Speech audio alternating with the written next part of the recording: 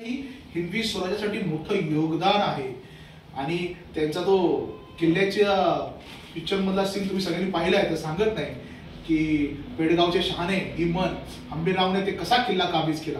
म्हणजे एकच उदाहरण नाही, यांची बरीच उदाहरणं आहेत हंबीररावांची. कात्रजचा घाट जर कोणी दाखवला तर हंबीररावने दाखवला.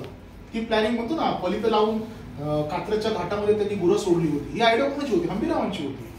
म्हणजे ज्या ठिकाणी सैन्य कमी आहे, शत्रू सैन्य जास्त आहे, पण आपल्याला विजय मिळवायचा आहे, तर विजय कसा मिळवायचा आहे हंबीररावकडून शिकावं लागेल. हंबीरराव कुठलीही लढाई हरले नव्हते, प्रत्येक लढाई ते जिंकत आले. दक्षिण दिग्विजय हा एक मोठा चॅप्टर आहे आगामी काळात, त्याच्यावरती पिक्चरही बनू शकतो. दक्षिण दिग्विजय, फक्त दक्षिण दिग्विजय, आणि त्याचे हिरो कोण असतील तर हंबीरराव असतील.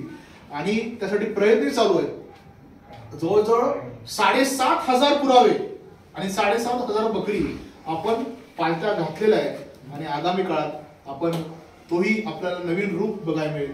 जे मला माहित होतं, मला सांगायचं होतं, की मी जे अनुभवलं ते मी तुमच्या समोर सांगण्याचा प्रयत्न केला. धन्यवाद.